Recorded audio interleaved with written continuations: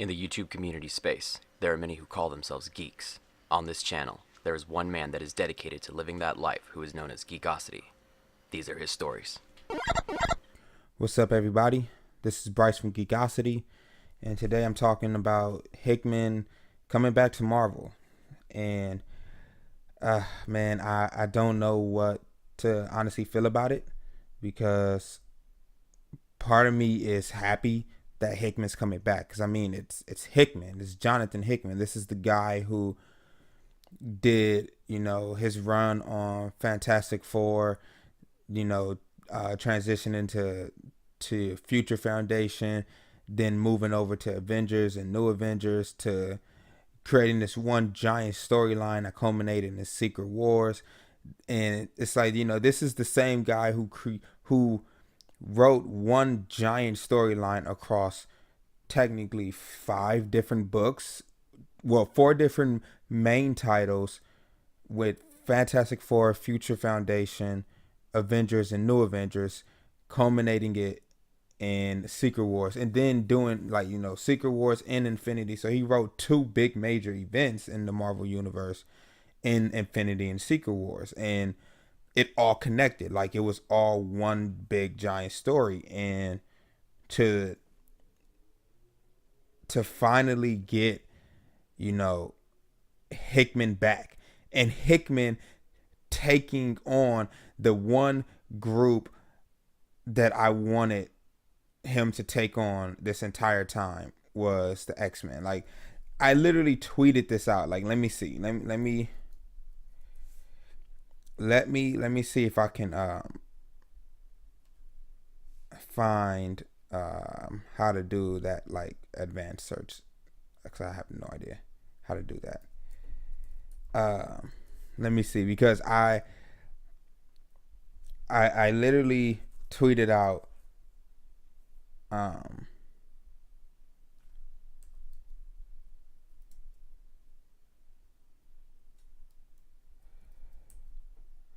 let me see. I don't even know how to do this advanced search stuff.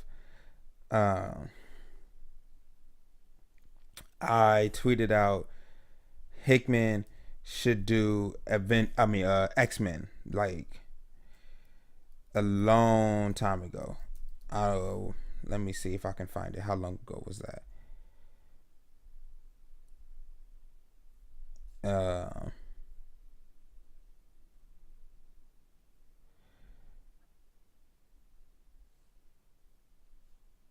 Let me see. Nah, I can't find it. Yeah, I can't find it. It was a while ago, though. I had tweeted that out a while ago. I thought I could find it, but I tweeted out a while ago that Hickman should absolutely do an X-Men. Like, if Hickman were to come back, I would love to see him do X-Men.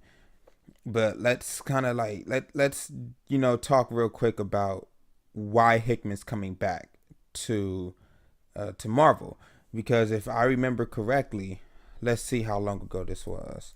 Let me see.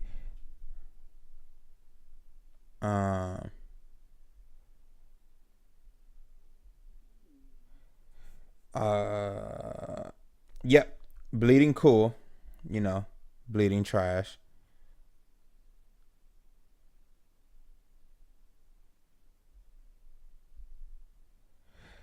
So, DC Comics has made Jonathan Hickman an offer, and this was back in November 8th, 2017.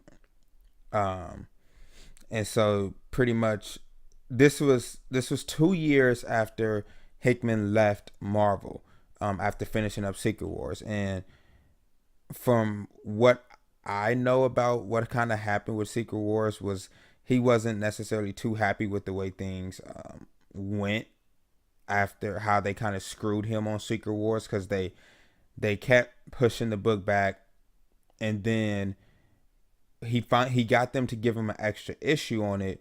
But what was supposed to happen was, it was nothing was supposed to come out until Secret Wars finished.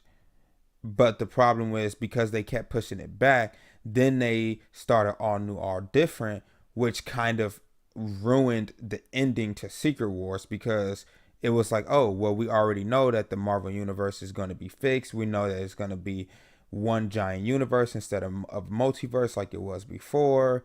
You know that the Fantastic Four were going to be gone. Like we knew what characters were going to survive, what worked, who weren't. It was just it ruined it. It ruined it, and he, I don't think he was really so all that happy, so he left.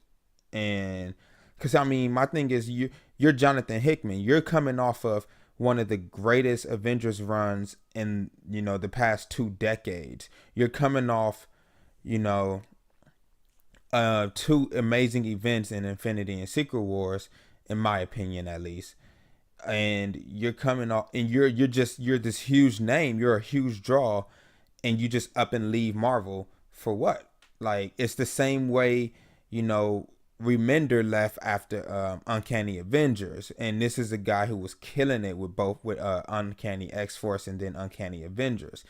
One of the flagship titles. Uncanny Avengers was one of the flagship titles when they restarted the what was it, like Heroes Reborn or something storyline, or Heroes something. It was one of them stupid storylines.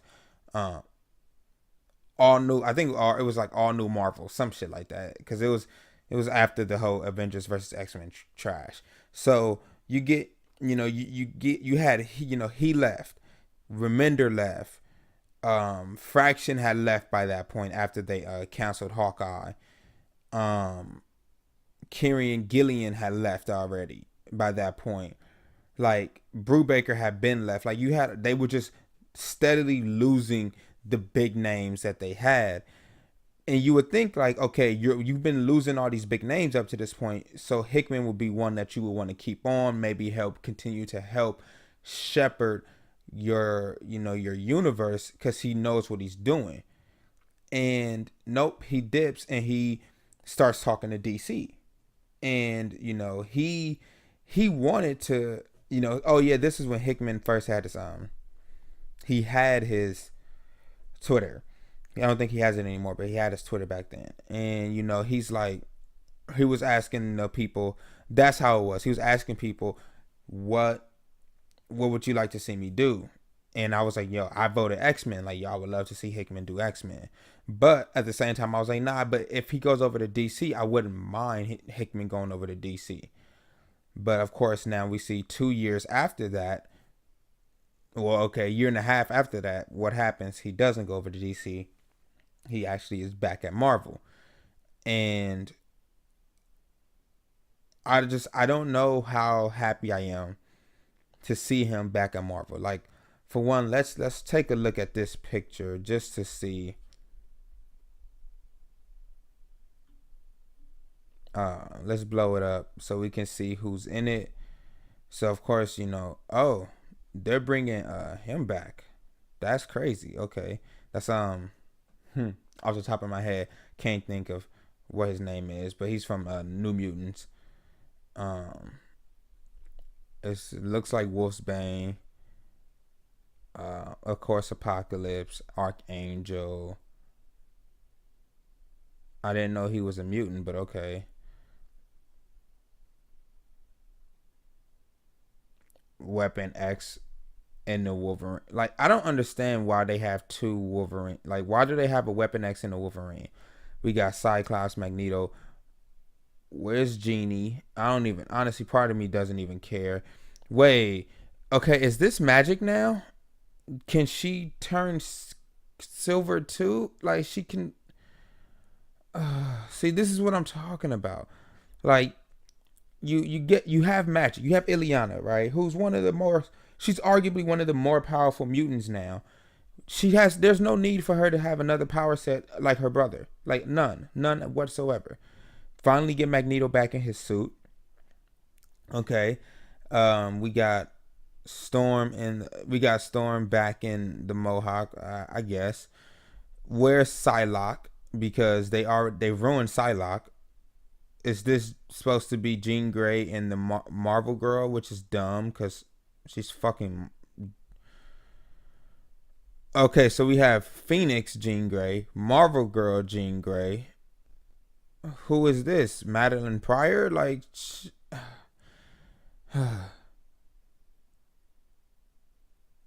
I can't tell if this is supposed to be, you know, old and new, alternate take. I don't know. Honestly, I have no idea what this is supposed to be. I have no idea what this is supposed to be. But, we have no information on what it is, except what did Hickman say? Let me just say that we have radical plans for all of you. I grew up primarily a DC Comics guy. The only book I read of Marvel growing up was the X-Men. All the books I've done up in Marvel, those were fantastic jobs, but they were jobs. This is the first book I've loved before I started doing. I don't believe that. I don't believe that. I feel like this is just talk for him, because I feel like you can't. I don't know. You don't do something like Fantastic Four. You don't do like what he did with that story and call that just a job, because it didn't feel like a job. It felt like, granted, I will say this, granted, it could be that the man just is that good. Maybe he's that good that he can write a book that is a job and make it feel so much more than a job. But either way, I don't know. I don't know. Sabowski's talking about this X-Men would mark a new milestone for the team in the vein of Giant Size X-Men #1, Lee and Claremont's X-Men #1, Age of Apocalypse, and Grant Morrison's X-Men. But hold on. See, this this is why I laugh. Like, Marvel, they just keep throwing shit at the wall and hoping that something freaking sticks. Like, how is it that this is a new milestone for the team, for X-Men, right? Wasn't bringing back Uncanny X-Men the same thing? Wasn't that supposed to be a new milestone, a new jumping on point? This is supposed to be something completely different to reinvigorate the team again? Oh, I know what happened. It sucked. It sucked badly. It's trash because you put Matthew Rosenberg as the damn near lead writer on Uncanny X-Men with Ed Brisson and the other chick, Kelly Thompson. I think it's a chick. I don't know. As, kind of just side people who are helping in writing. But you put Matthew Rosenberg. I don't understand, why would you put Matthew Rosenberg on X-Men, on Uncanny X-Men? He's boring. I read his Phoenix Resurrection. Boring. New Mutants Dead Souls. Boring. What did you expect to happen on Uncanny X-Men? You thought he was just going to magically become this better writer? No, the guy is boring. He's not even bad. He's not like Gabby Rivera levels of bad, or Solid and Ahmad levels of political trite. He's just boring. So what they're doing is they're hoping that Hickman can come in and reinvigorate the series, kind of the same way he did with the Avengers and New Avengers, and because those before, leading up to that storyline, the Avengers and the New Avengers books, or was it it was like Avengers, Mighty Avengers, whatever, like all of those books I kind of fell off because they just were kind of boring. Nobody really knew what they were doing anymore.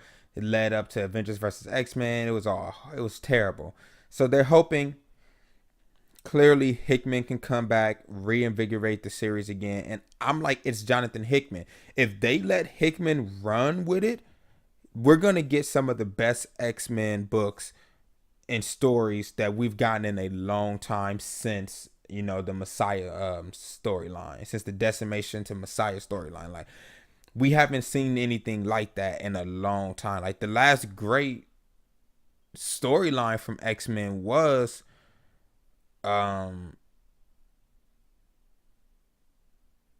what was it? I want to say, I don't know if it was Second Coming or Schism that happened. I think it was Second Coming, then Schism. I'm not entirely sure which one came first. I don't remember the timeline. But those were the last great storylines. Like, everything after that was okay. Like, Bendis's all new X-Men was trash. Most of it was trash. Um, Everything after that has been just bad. None of it has been good. None of it has been game changing. So of course, bringing Hickman back, like this, will make me actually buy a Marvel book again. I know I keep saying I'm done with Marvel, but it's Jonathan freaking Hickman. Like I'm, I can't like. Well, okay, I'm arguably, I don't know if I'm gonna buy it or not, but we'll see. But honestly, I'll probably read it and then buy the trades because it's Jonathan freaking Hickman. Like I probably won't buy floppies. Like I'm gonna be honest with you, I probably won't, cause I don't need any more floppies. I don't need any more floppies. Period. So I'll probably buy Hickman's this stuff in trade and get it from like a website. So but for the most part, yeah, I'm not buying the floppies when this comes out. I'll read it. I'll find a way to read it, but I'm not buying the floppies when this comes out. But yeah, that's it. I think Jonathan Hickman's going to do an amazing job, but I don't think we're going to see a much of a bigger change in Marvel up until all of these people start to kind of fade out and we start to get talent back in. So yeah, that's it. Thanks for listening. Please, if you like the video, please hit the like button, subscribe, comment. I know I haven't done a video in a while, but you know, life happens, school happens. So here's hoping I can get onto at least some type of regular schedule. All right,